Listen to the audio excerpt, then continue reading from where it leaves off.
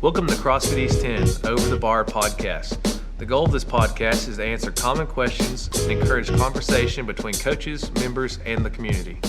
Prep and recovery tools, I would say probably every gym, just like ours, just has a corner that people just go and manipulate themselves. For better or for worse, that's kind of what it is. I mean, I've heard a lot of gyms refer to mobility corners, mobility rooms, all of those sort of things. So for us, that generally falls into a corner where we've got foam rollers and PVC pipes, we've got lacrosse balls, we've got peanuts, we've got bands, we've got multitude of options back there. And they all definitely have a time and a place. And sometimes it's about understanding what is that time and what's that place for you as an individual, and learning how to incorporate those and utilize them in more strategic ways. And then along with that, there's other options we have as it comes to prep and recovery when we think about things like electronic stim machines, the Normatec suits, and then going as far as physical therapy, chiropractors, massage therapists, all of the sort of stuff that generally gets called body work and falls into that larger umbrella. And I think there's definitely room for all of those things. I don't know that you need all of those things, and we'll kind of figure out what are the strategies that we want to utilize there, and then what's our options when we think about prep and recovery. So one of the very strong opinions that I have when it comes to this sort of equipment is basically if you are someone who works out, let's say before 9 a.m., so 9 a.m. is what we'll kind of call the cutoff, you probably don't need to get on a foam roller or a lacrosse ball or anything that has you in a horizontal position before you're working out in the morning. You've most likely just gotten out of bed. Your body, we're trying to get it into an aroused state or a heightened state. And as soon as you lay back down, just like whenever you are at home and you're not working out that day, and you wake up and you go grab something real quick and then you're going back to bed, or you get a drink, or you go to the restroom, all those sort of things. As soon as you lay back down, your body's ready to go back to sleep. So if you come in, you're working out at 5 a.m., 6 a.m., and the first thing you do is go and lay down on the roller, you're just putting your body back in that parasympathetic state. It's going to think, hey, we're going back to sleep, and all the stuff that you've done up to that point, whether that's drinking coffee, whether that is moving around, breathing, getting yourself kind of going, is going in reverse. So even if it is something where, it's just like a habit you've had forever and ever, and that's the thing you do, we want to think about other options to kind of prepare yourself. And in most cases, for someone that's working out at that time, that's most often going to be getting on a bike, going for a light jog, doing some really basic movement prep work, and thinking about your warm-up in that sense. So those sort of tools are not going to be very good from a warm-up perspective. And what I would encourage you to do is to find some movement practices that are going to benefit you from position of the perspective of positions, the perspective of kind of activating muscles and all that sort of stuff. So that's thinking about things like waiter squats with a kettlebell, where you've got a kettlebell in one arm and you're having to activate your core and brace. You're trying to put yourself in a better position to squat. We're thinking about overhead presses, whether that is with a kettlebell, whether that's like a landmine press where you've got a barbell on the ground. All this stuff where we're trying to get very kind of universal movement patterns going and firing. Doing that sort of stuff to prepare you. And it keeps you in an upright position, doesn't put your body back into that sort of rest and digest period, and encourages you to kind of get moving. So as a prep tool, those things are going to be, in my opinion, fairly useless in that regard. As a recovery tool afterwards, it's definitely something that you can consider and utilize. So post-workout, so we're still talking about that early morning crew here. So post-workout, getting into foam rollers. Foam rollers aren't generally going to do a whole lot as far as making noticeable change when it comes to tissue. Just think about what you're doing. If you had, let's say that you had a loaf of bread that you were making. So you've got the dough on a cutting board or on a countertop, and you take a rolling pin to that. What does that do? Does it materially change what's happening with the dough, or does it just kind of mash it and spread it out? I think that most of us can agree it's just going to mash it and spread it out. And if we're thinking about changing tissue, that's what a foam roller is going to do. Is it's not about moving tissue or making tissue more loose or balancing your spine after deadlifts and all this sort of stuff that it frequently gets utilized for. It's mostly just to encourage blood flow and the flow of water through your system. So when you're doing that, anytime that you're on a roller, you should only actively be on that roller as the roller is moving towards your heart. Okay, so we're trying to encourage that stuff to flow into your heart so that way it can then sort of move again and get into where it's being cleaned up, moving through your system, all that kind of stuff. So, if I'm thinking about this, if I'm on my hamstrings or my quads, for example, so I'm in a prone position, faces down towards the ground, and I've got a foam roller on my quads. As I am rolling my leg back, but that roller is coming further up my leg, that's when I'm putting the most pressure on that roller. As I go back, I just want to ease that tension from it. I don't want to keep mashing it forward and backward, because then you're just literally moving water back and forth in your system, and we're not getting kind of the recovery that we want out of it. You want to always be moving that towards your heart. So obviously if I've got my arm up overhead and I'm working through my lat, as I'm coming up towards my armpit, I'm putting a lot of pressure through there, and then I can continue up to my armpit, and then as I reach my armpit, I want to ease that as I may be getting into my tricep, and then as I come back down, the opposite is going to be true. I want to really push down against my tricep and then ease into my lat as it's heading down towards my hip. So foam rollers from that perspective have a lot of value from the perspective of you thinking that's going to make your positions in a squat better, that it's going to balance out your spine after you've been doing dog in the park deadlifts. That's not going to be a lot of value for you, because it's not making the change that you're interpreting it to make. It can ease some tension and stuff like that as you're feeling that, but it doesn't make a kind of a material change. Lacrosse balls, a little bit less so. They're going to be similar in that regard, but lacrosse balls, since we've got a more pointed tool or implement in that situation, they can make a little bit of material change, but most of the time that's going to be something that is going to be fairly short-lived. So if we're doing, let's say that we're getting ready to go overhead, we're doing jerks or we're doing presses up overhead, taking a lacrosse ball before a workout and maybe going up to a wall, mashing that down on your chest, on your lats, into your scaps.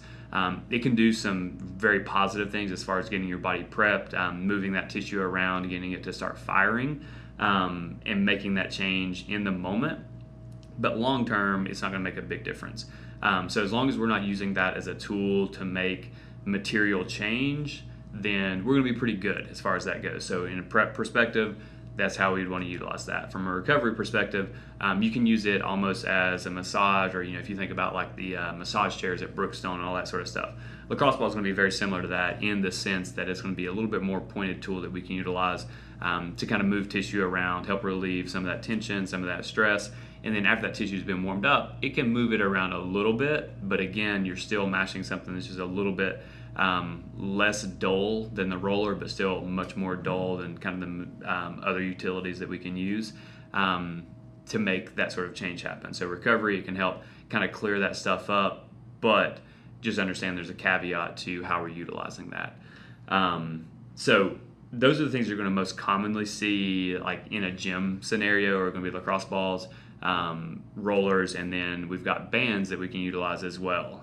Same kind of thing. I think bands can be very useful from an activation perspective. So if we think about like lateral band walks and monster walks, those can be super, super useful for getting your glutes firing.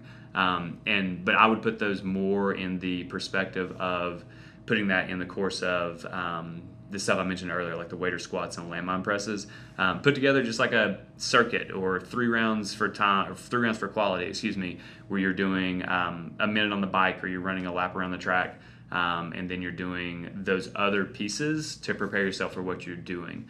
More so than thinking, if I take this band and I wrap it around my ankle and kind of flex my ankle back and forth 10 or 15 times, I'm magically going to have like this really upright torso in an overhead squat. It can help activate and get that stuff moving and kind of flossing it and doing some positive stuff with it. and can help with preparation, can help with recovery. But over time, our focus, what we want that to be, is constantly trying to put ourselves into better positions, more favorable positions. If that's helping you do that in the course of a workout, perfect. If it's what you're using to utilize, I need to make myself feel better after a workout, it's a little bit more of a question of, are you using this for the right intent? So if it gives you that sense of recovery post-workout, then I would say to do it, limit it, so that you can utilize your time with some other more beneficial practices, because it has a time and a place, but it's not something that we want to utilize as kind of a crutch as it comes to prep and recovery. So as the next portion of that, we've got the stuff that kind of happens outside of the gym. So this is going to be things like Epsom salt baths. This is going to be things like sort of supplements that we've talked about before, and we won't get into too much here. That's going to be things like electronic stim, Normatec, potentially like saunas, jacuzzis, ice baths, all of those sort of other means of recovery, and what's the incorporation for those. And what I would say that both from experience and from things that I hear, things that I read, a lot of those sort of things, that is use at your own discretion. Ice water baths are the thing that I think can be really useful in some regards, and then in some regards they can be really useless. I know that my first experience with that, whenever I was in college, the first time that I'd had 2 days as a college basketball player, we were on Christmas break, and I was just run down after like 3 days of 2-a-days. In the middle of our season, we're on campus for Christmas break. There's nothing going on, and I'm just like, the only thing I'd been doing was just going back to the dorm room, either laying down and playing video games or eating or whatever. And at that point, my body got really, really beat up. So I started incorporating ice baths between sessions, and felt some immediate effects from that. Probably from reducing inflammation throughout kind of tissue that was in my body. Probably some of it placebo from just doing something that was new and different, and kind of getting that excitatory rush that you get from cold water. So that was my first experience with it, and it's something that, if you watch any of the behind the scenes at the games videos and that sort of stuff, and then even in my experiences coaching an athlete in that environment, that was something that those athletes are using constantly. And I think that there was use for that, especially in California, just to get out of the heat that they were experiencing in that environment, and then reducing inflammation. But I don't think that for the athletes at that level, that's the thing that's helping them recover most from a workout. They may tell you different. That might be their experience, and it might be the thing they interpret as making the biggest difference from them or for them. But in my understanding, most of what you're doing there is, this is going to be very similar to the foam roller and that kind of stuff, is you're giving yourself an immediate response to what you've done and the exercise that you've done. It helps you kind of come down from that, but it doesn't, again, make any sort of significant material change. So we want to utilize that in that sort of way.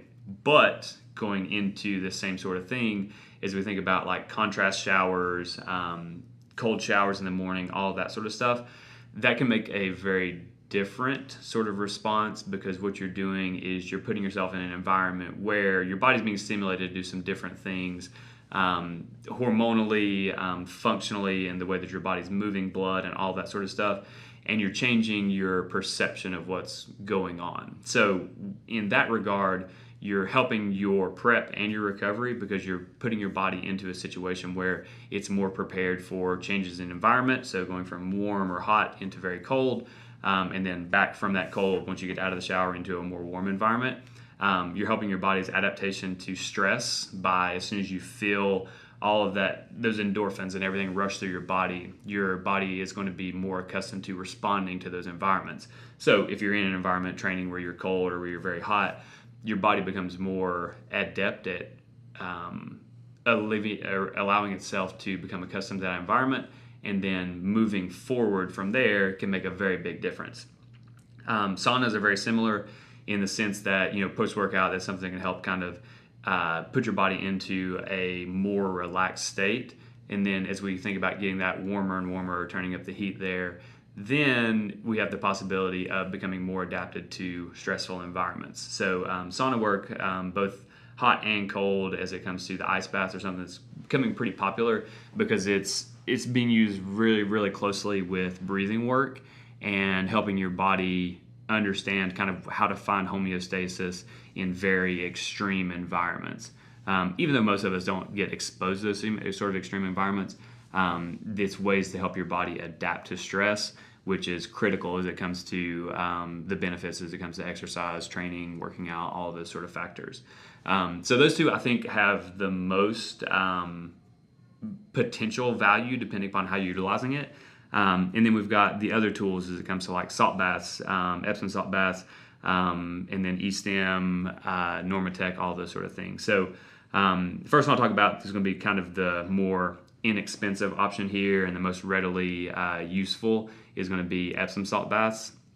And basically what you do is you just make a bathtub, get the water as hot as you can withstand for about 10 to 15 minutes, knowing that it's going to cool during the time that you're in that water. And you put about 2 cups of Epsom salt into that bath. And what you're doing is you're exposing your body to magnesium, which is super, super useful as it comes to recovery. And at the same time, you're putting yourself in an environment that's most of the time going to be very relaxing. So from that perspective, from the immediate training benefit, I think that has a lot of usefulness, and it's something that's been used over and over and over again in different sports, different environments, float tanks, all that sort of stuff. It's the same general idea. And it just takes your body from a more stressed state into a less stressed state. Whether that is muscle inflammation, whether that is simply you becoming more relaxed, that's usually where you're going to see the benefit as it comes to Epsom salt baths. So personally, I think there's a lot of value in that and has a lot of usefulness for just about anybody who's active and moving. And that doesn't have to be something that's done on a daily basis. It can be something that's done once a week. Once you know that your last training day of the week is Friday or Saturday, whatever that might be, then take an Epsom salt bath at the end of the week. If you feel especially run down, do that during the week between what would be your rest day or your recovery day. So let's say you train Monday through Wednesday, you take Thursday off. So Wednesday night or Thursday during the day, look to take an Epsom salt bath. And then the same thing at the end of the day, Saturday or on Sunday, if you're resting on those particular days. Super inexpensive. You can get pretty big bags of it on Amazon for fairly cheap. They have it at Sam's Club. I mean, it's pretty much available everywhere because it can be utilized for feeding plants and all sort of other purposes. So as a sort of a foray into getting into those recovery practices, I would encourage everybody to at least try it because there's definitely a very low barrier to entry and has much more potential benefit than what the cost is for that tool. So moving into that next sort of step there is going to be the electronic stim machine. So that's going to be things like Compex, PowerDot, Mark Pro, and then generally what you'll typically see at a chiropractor or massage therapist or physical therapist office that are usually not as recognized within the community, but still do the same practice. And there's all kinds of different options and bells and whistles that come along with those. But effectively what you're doing with that E-stim machine is you're trying to put a little bit of shock into your system through the actual electronic stimulation and encourage blood flow into an area.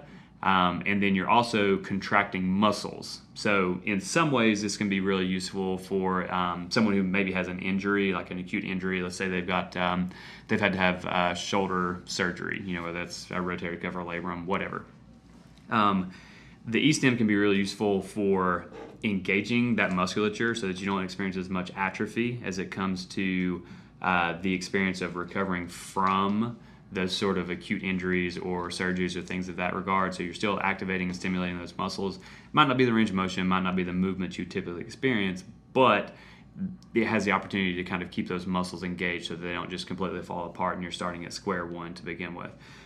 So recovering from something acute like that, E-stim has the opportunity to play a huge role. And then thinking about post-workout, it's the same sort of thing that we want to think about. Is we're still encouraging blood flow. We want to encourage that muscle to continue to contract. So let's say that you've done, let's use Karen as an example. So you've got 150 wall balls for time. It's going to be pretty taxing on your quads for just about everyone. Could be your shoulders, could be whatever the case would be. But without a question, your quads are going to get pretty torched during the course of that workout. So using an E-stim probably within, let's say, about 30 minutes of finishing that workout, what we're going to do is we can put the pads or the electrode pads on your quads, get the E-stim fired up, or if it's connected to your phone for Bluetooth, get that fired up. And then we're just trying to get as much blood flowing into your legs as possible.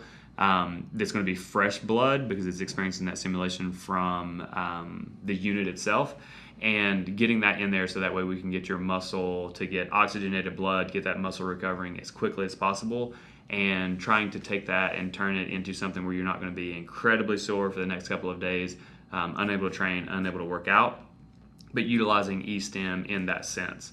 And it can also be used as a prep tool in the sense that, if we're encouraging blood flow, we're encouraging muscles to begin activating and begin firing.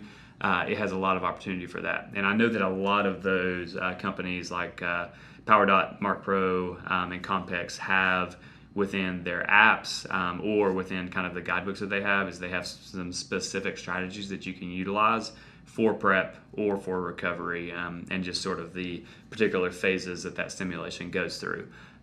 So those will range anywhere from probably about $150 up to $1,000. And then kind of the next step up from that is the Normatec suits, which just look like you're kind of like the Michelin Man with huge sleeves on your arms, huge sleeves on your legs. You're encouraged to sit down in a chair, and it's doing the same thing, but it's doing it in a much more global sense, in that it is restricting or constricting on your arms to encourage that blood flow, and then releasing and constricting and releasing, and doing the things that we want to do with those other tools. But it's going to be kind of the next step up, more expensive. I don't know the cost of it off my head, so I'm not going to speculate, but I'm thinking it's in the $3,000 to $4,000 range. Starting. So something that's much more expensive, but if you're in an environment where it's available or a facility where it's available, it can be very useful. I know that just from, I think that does Ben Bergeron, Comp Train, they use them pretty regularly, don't they? Training Think Tank uses them. I know they always have a booth at the games and those sort of things. So a lot of top-level athletes talk about them as far as CrossFit goes, and it's available in other spaces as well. And I guess I remember at the games at regionals of the games 2016, Pure Pharma set up a huge recovery tent, and it was just gentle music playing, a little bit of climate-controlled area, and then they just had chairs of Normatec set up everywhere, and people were constantly in those things. So the athletes who are experiencing that are obviously continuing to go back to it. So I think that it has some value just from that perspective, even if it is a placebo. It seems to be doing some favorable work with those particular organizations. So I think that there's something there. As far as finite data out on it yet, I've not seen anything that says yes, this is absolutely a thing that you should invest in, but absolutely take advantage of it if it's available for you. And then the last thing we got is going to be something where we're kind of trying to intentionally make a material change, and that's going to be going to see a chiro, physical therapist, massage therapist, and doing some practices there to try to make some very distinct change, whether that is recovering from an injury, something that kind of creeps up regularly, or just trying to help yourself get into better positions. You're going to have somebody that can physically manipulate your tissue and put it into positions that are going to be a little bit better than that. So physical therapist, that's going to be someone, if we're trying to change movement patterns, is going to be a really good option. So just the actual motor recruitment pattern, physical therapists are going to be kind of your go-to there. So whether that's someone you trust or someone you have experience with or someone you're referred to, you want someone that's going to be able to kind of understand the positions that you want to get into or that you're demanding of your body, and then have some pretty distinct strategies on how that goes and how you can incorporate that, whether that's a warm-up strategy, whether that is a cool-down strategy, whether it's a particular protocol they put together for you. they're going to be really, really, really useful from that perspective. So it's not just like only after you've recovered that you should consider seeing a PT. There are some other options there as well. So, but you want to find somebody that's not going to be harsh or judgmental about what you're doing, and they've just got some negative feelings towards whether that's CrossFit or bodybuilding or whatever you're doing, because they're not going to be willing to listen and incorporate kind of what you need as much as someone who's going to be more empathetic towards what you're doing or have a better understanding in that regard. So with those sort of professionals, we want someone that kind of knows where we are, whether they do it or not.